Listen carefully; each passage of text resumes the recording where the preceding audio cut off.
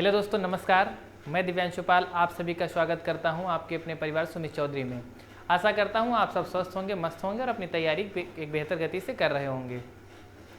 तो कल की क्लास में हम लोगों ने प्रीवियस ईयर 2016 का जो पेपर था पूरा हमने सॉल्व कर लिया था। और हम लोग एक क्लास में पूरा पेपर सॉल्व करते हैं, बहुविकल्पी, अतिलघुत्तरी, लघुत्तरी। ठीक है, तो तीनों प्रकार के जो भी क्वेश्चंस आते हैं तीनों को हम लोग सॉल्व करते हैं। 2016 का पेपर सॉल्व हो गया पूरा। आज हम लोग की जो क्लास रहेगी 2017 का जो भी पेपर सॉल्व करेंगे उसमें भी पूरा पेपर सॉल्व करेंगे। बहुविकल्पीय प्रश्न जो भी आते हैं, अति लघुत्तरी प्रश्न जो भी आते हैं और लघुत्तरी जो भी प्रश्न आते हैं, जितने भी प्रकार के जो भी प्रश्न आते हैं उन सबको हम लोग सॉल्व करेंगे। तो उसके लिए मैं आप लोगों को सबसे पहले बता दूं, जो हमारा जो ऐप था वो बनकर के पूरा तैयार हो चुका है। तो जिन लोगों ने अभी तक सुमित चौधरी ऐप को इंस्टॉल नहीं किया है वो गूगल प्ले स्टोर पर जा कर के सुमित चौधरी ऐप को इंस्टॉल कर लें। इस प्रकार का लोगो आएगा पीला, सुमित चौधरी। उसको इंस्टॉल करने के बाद में लॉगिन कर लें। ठीक है, मोबाइल नंबर से लॉगिन करने के बाद OTP आएगी। OTP डालने के बाद में कुछ इस तरीके का इंटरफेस खुल करके आएगा। जितनी भी क्लासेस जो भी डीलेट की चलती हैं, जो भी सीटेट की जितनी भी क्लासेस चलती हैं, सारी इस ऐप पे अवेलेबल रहेंगी। सीटेट के जितने भी मॉक टेस्ट हैं वो आपको फ्री मिलेंगे और जो भी डीलेट के जो भी बहुविकल्पीय प्रश्न हैं उनके भी जो भी मॉक टेस्ट हैं वो भी फ्री रहेंगे। ठीक है, तो जिन लोगों ने अभी तक डाउनलोड नहीं किया डाउनलोड कर लें। आगे हम लोग आज 2017 का पूरा पेपर सॉल्व करेंगे।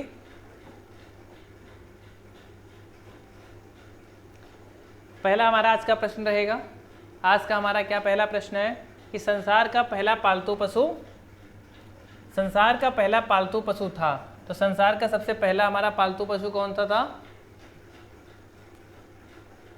सिंधु सभ्यता में हम लोगों ने पढ़ा था संसार का सबसे पहला हमारा जो पालतू पशु था वो कुत्ता था। कौन था? कुत्ता था। ठीक है, क्वेश्चन नंबर दूसरा हमारा क्या है? कह पहिए का आविष्कार हुआ। बहुत ही क्वेश्चन पूछा जाता है कि पहिए का आविष्कार किस काल में हुआ। पहिए का आविष्कार किस काल में हुआ? तो पहिए का आविष्कार हमारा नवपाषाण काल में हुआ। किस में हुआ? नवपाषाण काल में हमारा पहिए का आविष्कार हुआ। पहिए का आविष्कार होने के बाद ही हम एक तेजी से विकास हुआ, मतलब विकास को एक गति मिली। आगे देखेंगे कौन सा क्वेश्चन नंबर 3 कह रहा है मेसोपोटामिया की सभ्यता कौन सी? मेसोपोटामिया की सभ्यता का जन्म हुआ था, है ना। मेसोपोटामिया की सभ्यता का जन्म कहाँ हुआ था? कह रहा नील की नदी, सिंधु नदी की घाटी, यांगत्से क्यांग नदी की घाटी, या फिर कह रहा दजला फरात नदी की घाटी। तो इसका हमारा राइट जो आंसर रहेगा वो ऑप्शन नंबर डी रहेगा। कौन सा? दजला फरात नदी की घाटी में मेसोपोटामिया की सभ्यता का जन्म हुआ था। ठीक है, आगे चलते हैं हम लोग। कह रहा पिरामिड किस देश में है ना। पिरामिड किस देश में है? पिरामिड किस देश में है? तो पिरामिड किस देश में है? यूनान, रोम, मिस्र, सऊदी अरब। ठीक है, तो पिरामिड हमारे किस देश में है? पिरामिड हमारे कहाँ है? मिस्र के पिरामिड। किसके? मिस्र के पिरामिड। ठीक है, आगे चलते हैं। कह रहा जैन धर्म के संस्थापक थे। तो जैन धर्म के सबसे जो कंफ्यूजिंग क्वेश्चन रहता है वो यही रहता है कि जैन धर्म के संस्थापक थे। बहुत सारे लोग क्या करते हैं, महावीर स्वामी को टिक कर देते हैं, है ना। महावीर स्वामी को टिक कर देते हैं, पर इसका राइट आंसर क्या रहेगा? जैन धर्म के जो संस्थापक थे, जैन धर्म के संस्थापक कौन थे? ऋषभदेव थे। कौन था? ऋषभदेव थे। ठीक है, आगे कह रहा भारत का सबसे अधिक जनसंख्या वाला राज्य है। तो ये तो बहुत ही आसान क्वेश्चन सभी को आता होगा। भारत में सबसे ज़्यादा जनसंख्या किस राज्य की है? तो 2011 की जनगणना के अनुसार भारत की सबसे ज़्यादा जनसंख्या उत्तर प्रदेश की है। किसकी है? उत्तर प्रदेश की है, जहाँ हम लोग रहते हैं। ठीक है, उत्तर प्रदेश। आगे कह रहा भारतीय लोकतंत्र के समक्ष चुनौती है। जो अपना भारतीय लोकतंत्र है उसके समक्ष क्या चुनौती है ना। इसका सामना करना पड़ रहा है। गुट निरपेक्षता, धर्मनिरपेक्षता, सांप्रदायिकता और प्रयुक्त में से कोई नहीं, है ना। तो क्या है कि भारतीय लोकतंत्र को ऑप्शन नंबर सी मतलब सांप्रदायिकता की चुनौती का सामना करना पड़ रहा है। संप्रदायवाद, ठीक है, इसकी चुनौती का सामना करना पड़ रहा है। कह रहा पृथ्वी के निकट कौन सा ग्रह स्थित है ना। प्रश्न संख्या 8 है, पृथ्वी के निकट कौन सा ग्रह स्थित है? तो पृथ्वी के निकट कौन सा ग्रह स्थित है? इसका ऑप्शन नंबर कौन है सही? उत्तर कौन सा सही इसका है? Option number A. कौन? शुक्र। इसको शुक्र को क्या बोला जाता है? पृथ्वी की बहन भी बोला जाता है। किसको? शुक्र को। क्यों? उसके पास भी है। ठीक है, तो पृथ्वी के निकट सबसे ग्रह कौन सा है? शुक्र ग्रह है, ठीक है। और पृथ्वी की बहन भी किस ग्रह को कहा जाता है? पृथ्वी की बहन भी शुक्र ग्रह को ही कहा जाता है, ठीक है। कह रहा हड़प्पा के निवासी किस युग में थे, है ना? हड़प्पा के निवासी किस युग में थे, ठीक है। तो उस समय कौन सा? उत्तर पाषाण युग में, लौह युग में, कांस्य युग में, ताम्र पाषाण युग में। तो सबसे पहले किस धातु की खोज की गई थी? कांस्य युग में। तो हड़प्पा के निवासी कांस्य युग में थे। कौन से युग में थे? कांस्य युग में हड़प्पा के निवासी थे। आगे वेद का शाब्दिक अर्थ क्या है? वेद का शाब्दिक अर्थ क्या है ना? वेद का शाब्दिक अर्थ क्या है? तो वेद का शाब्दिक अर्थ हमारा रहेगा ज्ञान। क्या रहेगा? ज्ञान रहेगा।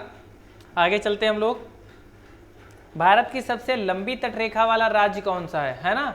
कह रहा भारत का सबसे लंबी तटरेखा वाला राज्य कौन है? तो इसका सही उत्तर क्या रहेगा? सी। क्या? गुजरात, है ना? तो समुद्र की सबसे लंबी सीमा जो साझा करता है वो राज्य कौन सा है? गुजरात, ठीक है। आगे कह रहा 12 कैनियन दर्रा का निर्माण होता है। किसका? कैनियन दर्रा का निर्माण कैसे होता है? नदी के द्वारा। किसके द्वारा? नदी के द्वारा, है ना। वी आकार की घाटी बनाते हैं, जब ऊपर से पानी ऐसे गिरता है नीचे की तरफ, तो ये क्या होता है? ऊपर से ऐसे पानी गिरता है तो ये कैसी घाटी बनती है? ये वी आकार की घाटी बनती है, ठीक है। आगे कह रहे वायुमंडल में किस स्तर में सर्वाधिक मौसमी घटनाएं घटित होती हैं? तो वायुमंडल में किस स्तर में सर्वाधिक मौसमी घटनाएं घटित होती हैं? तो इसका सही जो उत्तर रहेगा वो क्या रहेगा? क्षोभ मंडल। क्या रहेगा? क्षोभ मंडल, ठीक है। आगे चलते हैं हम लोग। कह रहा है भारत में किस प्रकार की दलीय व्यवस्था है? दलीय का मतलब कितने दल हैं, है ना। तो हमारे यहाँ कितने दल हैं? हम भारत में बहुदलीय व्यवस्था है। बहुदलीय मतलब बहुत सारे दल हैं, तो पार्टियां हैं, राजनीतिक दल, तो बहुत सारे दल हैं, तो अपने यहाँ बहुदलीय व्यवस्था है। पंचायती राज व्यवस्था में पंचायत समिति किस स्तर पर गठित है? थोड़ा सा कंफ्यूजिंग टाइप का क्वेश्चन है। पंचायत समिति, ठीक है। तो अपने यहाँ एक त्रिस्तरीय पंचायत समिति होती है, ग्राम पंचायत होती है, एक क्षेत्र पंचायत होती है, तीसरी जिला पंचायत होती है। त्रिस्तरीय पंचायत में सबसे जो ऊंची पंचायत होती है, सबसे बड़ी पंचायत होती है वो जिला पंचायत होती है। सबसे छोटी पंचायत ग्राम पंचायत होती है। जो मध्य की पंचायत होती है उसी को पंचायत समिति कहा जाता है, ठीक है। वैसे तो ग्राम पंचायत भी होती है, ब्लॉक लेवल पे क्षेत्र पंचायत होती है, जिला पंचायत होती है, पर इसका जो हमारा राइट आंसर रहेगा वो ब्लॉक रहेगा, ठीक है। क्या रहेगा? ब्लॉक रहेगा। तो 15 नंबर के आपके ये ऑब्जेक्टिव क्वेश्चन से ये सॉल्व हो गए हैं। अब हम लोग चलेंगे अति लघुत्तरी प्रश्न। पहला हमारा कह रहा प्राचीन भारत के 2 महाकाव्यों के नाम लिखिए। प्राचीन भारत के 2 महाकाव्यों के नाम लिखिए। तो इसमें ऐसे हम लिख सकते हैं प्राचीन भारत के 2 महाकाव्य निम्नलिखित हैं। नंबर एक कौन सा रहेगा? नंबर 1 रामायण और नंबर 2 महाभारत। नंबर 2 महाभारत, ठीक है। इतना भी हमारा सही आंसर रहेगा, ठीक है। इतना भी हमारा सही आंसर रहेगा, इतना लिखने की कोई ज़रूरत नहीं है। फिर आगे कह रहे हैं पैगोडा क्या है? क्या है? पैगोडा क्या है? Black pagoda. पैगोडा नेपाल, चीन, जापान, कोरिया, वियतनाम और एशिया के अन्य हिस्सों में आमतौर कई बाजों के साथ एक स्तरीय टावर है। क्या है? कई बाजों के साथ क्या है? एक स्तरीय टावर है। पैगोडा को विश्व शांति स्तूप के रूप में भी जाना जाता है, ठीक है। तो पैगोडा सीधी सी बात क्या है, अगर आंसर लिखना चाहें तो पैगोडा बौद्ध स्मारक हैं, ठीक है। बौद्ध भिक्षुओं द्वारा बौद्ध भिक्षुओं द्वारा शांति स्तूप बनाने का उद्देश्य विश्व में शांति स्थापित करने के लिए किया गया था, ठीक है। इतना हमारा इसका राइट आंसर हो गया। आगे चलते हैं। कह रहा भारत में जनसंख्या वृद्धि के क्या कारण है? तो भारत में जनसंख्या वृद्धि का पहला जो कारण है वो मृत्यु दर में क्या है? कमी। मृत्यु दर में तेज गिरावट भारत की जनसंख्या वृद्धि का दर मुख्य कारण है। 1980 तक उच्च जन्म दर, है ना, जन्म दर कैसी है? ज़्यादा है। और मृत्यु में दर में लगातार क्या आ रही? गिरावट के कारण ही जन्म दर तथा मृत्यु दर में काफ़ी बड़ा अंतर आ गया है। इसके कारण ही जनसंख्या वृद्धि दर अधिक हो गई है। दूसरी चीज़ क्या है? अशिक्षा भी है ना। क्या है कारण इसका? अशिक्षा भी है ना, अशिक्षा भी है, ये लिख सकते हैं, ठीक है। क्या लिख सकते हैं? अशिक्षा भी लिख सकते हैं, ठीक है। जन्म दर का ज़्यादा होना, मृत्यु दर में गिरावट आना तथा अशिक्षा, ठीक है। आगे चलते हैं हम लोग। कह रहे राष्ट्रगान के रचयिता कौन है? तो ये तो हर कोई व्यक्ति इसका आंसर बता सकता है कि राष्ट्रगान के रचयिता कौन है। तो राष्ट्रगान के रचयिता कौन है? रविन्द्रनाथ टैगोर है। कौन है? राष्ट्रगान के रचयिता रविन्द्रनाथ टैगोर। तो सीधी सी इसमें सीधा सा आंसर इसमें लिख देंगे कि राष्ट्रगान के रचयिता कौन है, यहाँ पे डैश रविन्द्रनाथ टैगोर पूरा हम इस यहाँ पे लिख देंगे। ठीक है, बस। क्या वायुमंडल पृथ्वी से क्या जुड़ा है, क्यों जुड़ा है? ठीक है, तो क्या क्या है? वायु पृथ्वी को चारों ओर से घेरे हुए है। वायु के इस घेरे हुए वायुमंडल कहते हैं, वायु घेरे को ही वायुमंडल कहते हैं। वायु का जो घेरा रहता है उसे ही वायुमंडल कहते हैं। जो पृथ्वी के जो बाहरी जो आवरण को ही क्या कहते हैं? वायुमंडल कहते हैं। ठीक है, वायुमंडल हमारी पृथ्वी का अभिन्न अंग है जो पृथ्वी के गुरुत्वाकर्षण के कारण पृथ्वी से जुड़ा हुआ है। बस यहाँ तक परफेक्ट है। एक नंबर में हम बस इतना ही लिखेंगे। कितना लिखेंगे? जो पृथ्वी के गुरुत्वाकर्षण के कारण पृथ्वी से जुड़ा हुआ है, बस। ठीक है, एक नंबर में इतना परफेक्ट है। आगे कह रहा है पर्यावरण प्रदूषण के 2 कारण बताइए। तो बहुत सारे कारण हैं, 2 क्या चाहे जो हम लिख दें। कौन कौन से पर्यावरण प्रदूषण के कारण हैं? कह रहा वाहनों तथा फैक्ट्रियों से निकलने वाले गैसों के कारण हवा प्रदूषित होती है। कह रहा ये होती है वाहनों तथा फैक्ट्रियों से निकलने वाले गैसों के कारण हवा प्रदूषित होती है। कह रहा कृषि गतिविधियां भी पर्यावरण प्रदूषण का कारण बनती हैं, है ना? ठीक, आगे चलते हैं हम लोग। कह रहे जलमंडल क्या है? जलमंडल मतलब जल का मंडल, है ना? तो कह रहा है जलमंडल से अर्थ जल की उस परत से है। जलमंडल क्या है? तो जलमंडल से अर्थ जल की उस परत से है जो पृथ्वी की सतह पर महासागरों के रूप में, झीलों के रूप में, नदियों तथा अन्य जलाशयों के रूप में फैली है। पृथ्वी की सतह के कुल क्षेत्रफल का, बस इतना, यहाँ तक परफेक्ट आंसर। ठीक है, एक नंबर में हमारा इतना ही पर्याप्त है। आगे चलते हैं हम लोग। पारिस्थितिकी तंत्र से क्या कहते हैं, समझते हैं। या पारिस्थितिकी तंत्र किसे कहते हैं या क्या समझते हैं, एक ही बात है।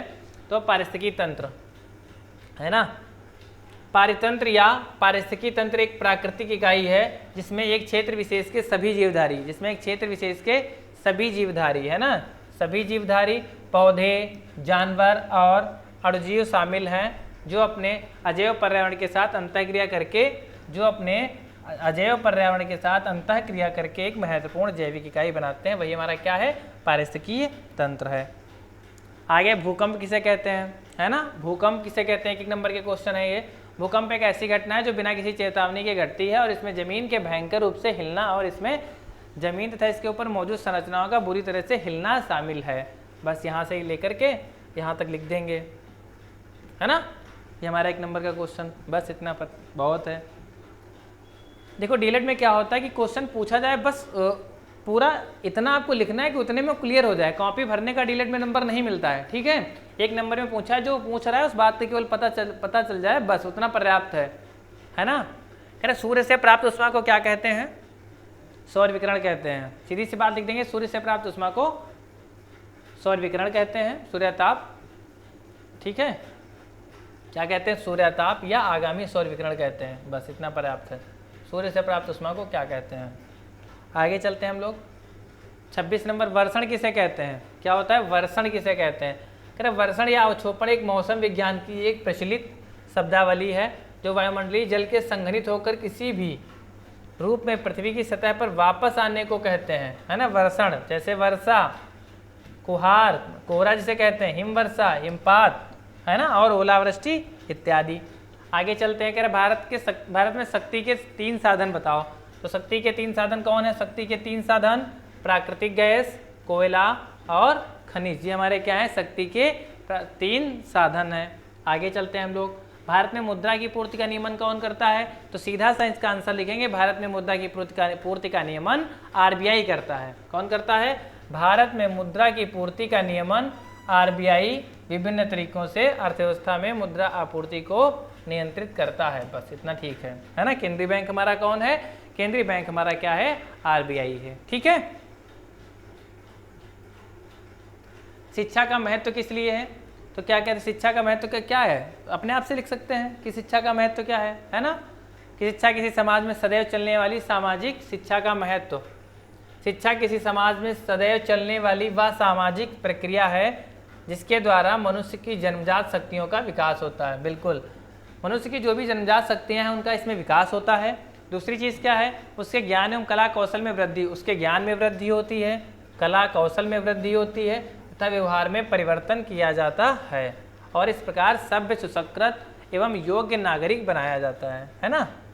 ठीक, सही गलत का उससे पता चलता है ना, किस चीज़ को करने का क्या परिणाम हो सकता है, इन चीज़ों के बारे में। पद्मावत की रचना किसने की? छोटा सा क्वेश्चन, इतना बड़ा हमें नहीं लिखना है। पद्मावत की रचना किसने की? इसके रचनाकार कौन है? मलिक मोहम्मद जायसी है। बस इतना पर्याप्त है इसका। ठीक है, क्या है इसका? पद्मावत की रचना किसने की? पद्मावत की रचना मलिक मोहम्मद जायसी ने की। ठीक है, बस आगे चलेंगे। तो हमारे यहाँ तक जो वेरी शॉर्ट क्वेश्चन थे 30 नंबर आपके यहाँ से क्लियर हो गए। इसका पासिंग मार्क हमने आपको बताया था 25 नंबर है। तो 30 नंबर में आपके 30 पूरे सही होने चाहिए। अगर आप इधर से 30 नंबर से 30 नंबर आप स्कोर कर ले जाते हैं तो 2 नंबर में अगर आपको सीधा सा अगर मान लें कि अगर कुछ भी नंबर मिले, कुछ क्वेश्चन ऐसे रहेंगे अगर उसमें 1 नंबर मिल जाएगा तब भी आपके 45-46 नंबर हो जाएंगे। ठीक है, फिर कह रहा आकाश गंगा किसे कहते हैं? क्या कहते हैं? आकाश गंगा किसे कहते हैं? तो आकाश गंगा किसे कहते हैं? तारों का जो एक समूह होता है ना, गैलेक्सी, इसमें हमारा सौरमंडल, इस आकाश गंगा आकृति में एक सर्पिल कैसा होता है? आकाश गंगा आकृति में एक सर्पिल है ना, स्पाइरल जैसी गैलेक्सी है हमारा सौरमंडल। इसकी शिकारी हंस भुजा, ओरायन सिग्नस भुजा पर स्थित है। क्षीर मार्ग में 100 अरब से 400 अरब के बीच तारे हैं और यह अनुमान लगाया जाता है कि लगभग 40 अरब ग्रह के होने की संभावना है। ठीक है, आगे चलते हैं हम लोग। प्राचीन इतिहास का ज्ञान किन स्रोतों से होता है? तो कल ही हमने बताया था, देखो क्वेश्चन रिपीटेड यहाँ से मिलना स्टार्ट हो गया लॉन्ग में भी, है ना। कह रहा है कि प्राचीन इतिहास का ज्ञान किन स्रोतों से होता है? तो साहित्यिक स्रोत हैं, पुरातात्विक स्रोत हैं, अभिलेख हैं, सिक्का है, जो भी सारी चीज़ें हैं वो क्या हैं? ये हमारे प्राचीन इतिहास के ज्ञान के स्रोत हैं, है ना। साहित्यिक स्रोत, पुरातात्विक स्रोत। आगे चलते हैं हम लोग। तो कह रहा नगर निगम के कार्यों का वर्णन कीजिए। तो नगर निगम के कार्य क्या होते हैं? नगर निगम हो, नगर पालिका हो, ग्राम प्रधान हो, जिला अध्यक्ष, जिला पंचायत अध्यक्ष हो, जिला पंचायत सदस्य हो, इन सब का काम क्या रहता है? तो नगर निगम का काम क्या रहता है? रोडों का निर्माण करना, नालियों का निर्माण करना, है ना, और जल की आपूर्ति व्यवस्था सुचारू ढंग से संचालित करना, बिजली की व्यवस्था करना, है ना, स्कूलों की व्यवस्था देखना, है ना। तो सारी चीज़ें, गरीब लोग उनके आवास और भोजन की व्यवस्था करना, ये किसके कार्य हैं? नगर निगम के कार्य है ना। रोशनी की व्यवस्था करना, पार्क की व्यवस्था करना, ये सब काम किसके हैं? सब नगर निगम के कार्य हैं, है ना। ठीक है, फिर आगे चलते हैं हम लोग। हड़प्पा संस्कृति के आर्थिक एवं धार्मिक जीवन का वर्णन कीजिए, है ना। तो सिंधु सभ्यता कैसी थी? कह रहा है सिंधु सभ्यता का समाज कैसा था? अत्यंत सुदृढ़ था। व्यवस्था के आधार पर कई वर्ग में बटा हुआ था, जैसे व्यापारी भी थे, पुरोहित भी थे और शिल्पकार भी थे, श्रमिक थे। मिट्टी, सोना, चांदी, तांबा आदि के निर्मित बर्तनों का प्रयोग होता था। सिंधुवासी मनोरंजन के लिए शिकार करना, गाना बजाना, नाचना, जुआ खेलना आदि क्रियाकलाप करते थे। ठीक है, जैवमंडल क्या है? जैवमंडल में क्या होता है? जल थल वायुमंडल का वह भाग, है ना। जैवमंडल मतलब जिस पर जीव पाए जाते हैं। तो जल थल व वायुमंडल का वह भाग जैवमंडल कहलाता है। जल थल वायुमंडल का वह भाग जिस पर जीवन पाया जाता है जैवमंडल कहलाता है ना। अब इसको 2 नंबर में लिखना है तो और बढ़ा के लिख देंगे। इसके अंतर्गत पादपों एवं जंतुओं का जीवन संभव होता है। सामान्यतः जैवमंडल में पृथ्वी का हर उस अंग का समावेश है जहाँ जीवन पनपता है। ठीक है, इसी टाइप से लिख देंगे। मिट्टी, पानी और हवा मिलकर जीवन को बनाए रखते हैं। जीवन केवल इसी क्षेत्र में हो सकता है। कवक और बैक्टीरिया से लेकर बड़े जानवरों तक कई अलग अलग प्रकार के जीवन हैं। तो ये आपका हो जाएगा जैवमंडल क्या है। 2 नंबर का क्वेश्चन इतना ही परफेक्ट है, कॉपी भरने का कोई भी नंबर नहीं मिलता। ठीक है, यातायात के साधन किसे कहते हैं? तो जिन साधनों के माध्यम से हम एक स्थान से दूसरे स्थान पर जाते हैं उन्हें यातायात के साधन कहते हैं। यातायात के साधन निम्नलिखित प्रकार के होते हैं। एक तो कौन कौन से हमारे साधन होते हैं? कौन कौन से, है ना। रोड यातायात, जल मार्ग के द्वारा जाते हैं। वायु यातायात, है ना, वायु यातायात के साधन, जल यातायात के साधन, थल यातायात के साधन, है ना। तो यातायात के प्रमुख साधन हमारे कौन कौन से हैं? कह रहा हवाई परिवहन, रेल परिवहन, ठीक है, सड़क परिवहन 3 है। जल परिवहन लेकिन अन्य तरीके से भी उपलब्ध हैं, जिनमें पाइपलाइन, केबल परिवहन, अंतरिक्ष परिवहन, है ना। तो मेन हमारे यातायात के साधन यही हैं, जल परिवहन, सड़क परिवहन, हवाई परिवहन, ठीक है, रेल परिवहन, बस, है ना। बस आगे चलेंगे। कह रहा भारत में संसदीय सरकार कथन को स्पष्ट कीजिए। संसदीय सरकार का मतलब भारत की जो शासन प्रणाली है वो कैसी है, संसदीय प्रणाली का चयन किया गया है।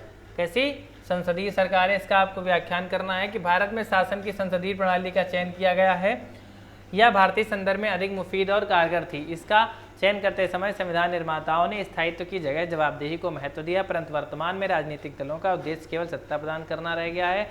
विधायी सदनों का कामकाज काफ़ी लंबे समय से घटा है। तो अब इसको हम अपनी भाषा में लिख सकते हैं कि संसदीय सरकार का मतलब ये होता है कि हम लोग, संसदीय या लोकतंत्रीय सरकार का मतलब ये हुआ कि जनता द्वारा चुने हुए व्यक्तियों के द्वारा, है ना, जनता के द्वारा ही जनता के लोगों को चुना जाता है, वो संसद में जाते हैं और उन्हीं जो संसदीय दल का जो नेता होता है, प्रमुख होता है, वही प्रधानमंत्री बनता है। ठीक है,